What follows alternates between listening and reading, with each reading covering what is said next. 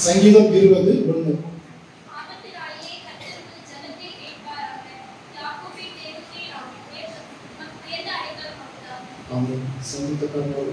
சங்கீதக்காரனாகிய தாவீது ராஜா, ஆபத்து நாளிலே கர்த்தர் ஜெபத்தை கேட்பாராக.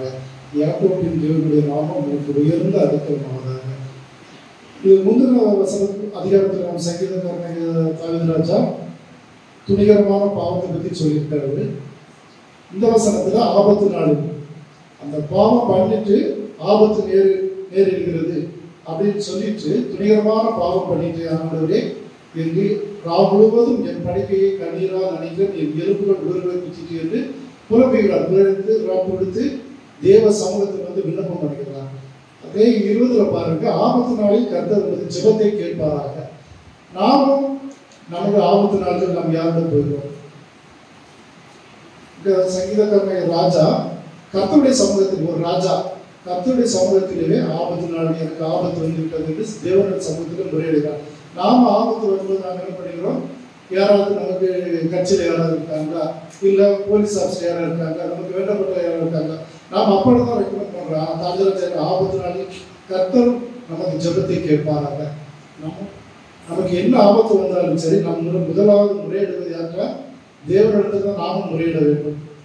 அவர் பரிசுத்த தலத்திலிருந்து உங்களுக்கு ஒத்தாசை அனுப்பி சியோனிலிருந்து உண்மை ஆதரிப்பாராக. நம்முடைய விண்ணப்பங்கள் எல்லாவற்றையும் நாம் தேவ சமூகத்தில், தாவீது ராஜாவும் போல நாம் தேவ சமூகத்தில் வைப்போம். சியோனிலிருந்து கர்த்தர் நம்மை ஆதரிப்பாராக என்று சொல்லப்படுகிறது. என்ன விண்ணப்பமா இருந்தாலும் சரி நாம் தேவ சமூகத்தில் வைத்து நாம் வைப்போம். 3வது வசனத்தை வாசிங்க.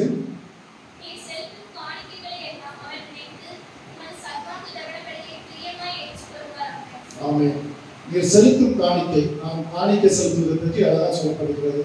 நாம் காணிக்கை செலுத்துகிறோம், நம்மளுடைய வருமானத்திலிருந்து நாம் காணிக்கை செலுத்துகிறோம், நம்முடைய இயலாமையிலிருந்து நாம் செலுத்துகிறோம். அந்த காலத்தில் இயேசு கிறிஸ்து காலத்தில் இயேசு கிறிஸ்து காணிக்கை பண்ணி கொண்டிருக்கும் போது ஒரு ஏழை விதவை 2 காசு போட்டார் என்று நாம் பார்க்கிறோம். அவன் தேவன் அதை ஆசீர்வதித்தார்.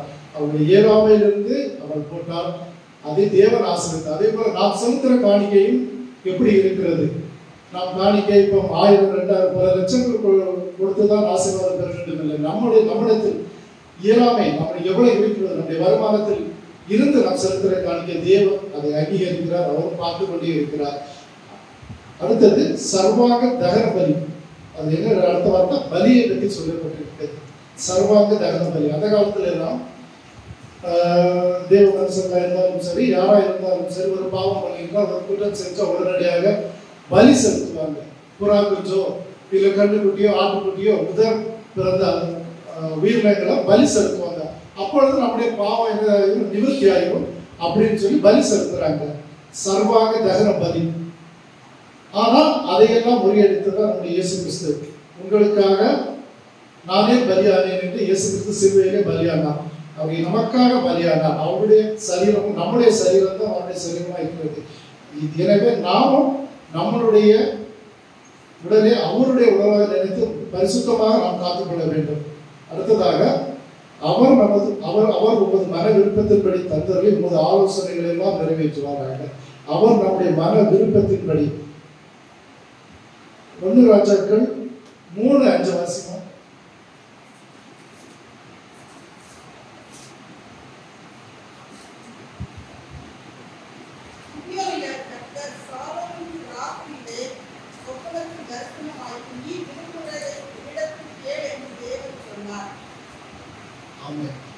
நீ விரும்புவதை என்னிடத்தில் கேளு என்று சொன்னார். உன் மன விருப்பத்தின்படி அவனுக்கு தந்தருள்ளார். உன்னுடைய விருப்பத்தை என்னிடத்தில் கேளு என்று சொல்கிறார். சாலமோன் ராஜா என்ற தேவன் கேட்கிறார். ஆனால் அவர் என்னது பணமோ பொருளோ எதுவுமே கேட்கல. அவர் என்ன கேட்டாரு? இந்த ஜனங்களை நடத்துவதற்கு ஞானத்தை தார், இந்த ஜனங்களை நான் வழி நடத்துவதற்கு ஞானத்தை தாருன்னு தான் கேட்டிருக்கிறார். அவ்வளோ பெரிய ராஜாவும் எல்லாம் இருந்து செல்வம் இருந்து அவன் ஒன்றுமே கேட்கல, ஞானத்தை தான் கேட்கல. நாமும் அப்படிதான் தேவனுடைய சமூகத்தில் வந்து கர்த்தாவே ஞானத்தை தாரும். நம்ம எப்படி வரணும்? ஞானத்தை தான் நாமும் கேட்கிறது. முதலாவது தேவனுடைய சமூகத்தில் வந்து நம்மளை தாழ்த்தி அந்த வசனமே சொல்லுகிறது, பரிசுத்த அலங்காரத்தோடு கர்த்தரை தொழுது கொள்ளும். நாம் என்ன செய்யணும்? பரிசுத்த அலங்காரத்தோடு தேவ சமூகத்தில் வரும்போது நாம் பரிசுத்த அலங்காரத்தோடு நாம் வர வேண்டும். அப்பொழுது நம்முடைய மன விருப்பத்தை எல்லாம் தேவன் நிறைவேற்றுவாராக. ஆமென். 6வது வசனம் வாசிங்க.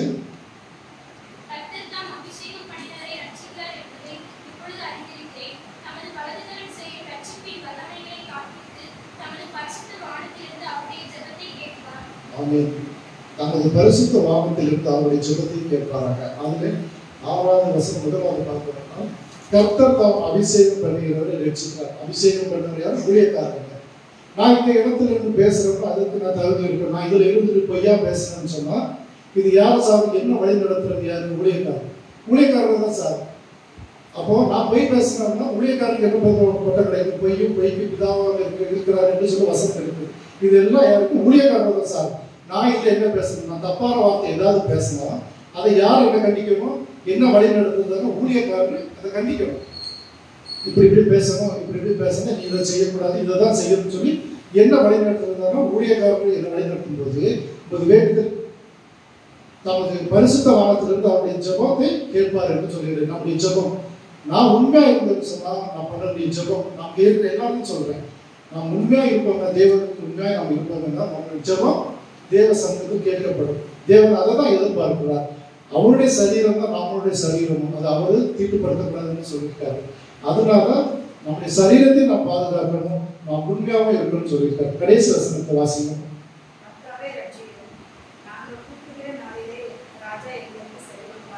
ஆமாம், கர்த்தாவே ரட்சியும், நாங்கள் கூப்பிடுகிற நாளிலே ராஜா எங்களுக்கு செவி கொடுப்பாராங்க. கர்த்தாவே ரட்சியும், தேவன் தாமே நம்ம எல்லாரையும் ரட்சிக்கணும்.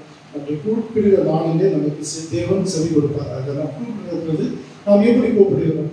நம்முடைய தியானங்கள் எப்படி இருக்கணும்? இருதயத்தின் தியானங்கள், எண்ணங்கள் எல்லாம் தேவனுடைய சமூகத்தில் அவருக்கு உண்மையாக இறுதியாக இருக்கும்போது நாம் கூப்பிடுகிற நாளிலே தேவன் நமக்கு செவி கொடுப்பாராங்க என்று சொல்லி என் வார்த்தை முடிக்கிறேன். ஆமாம்.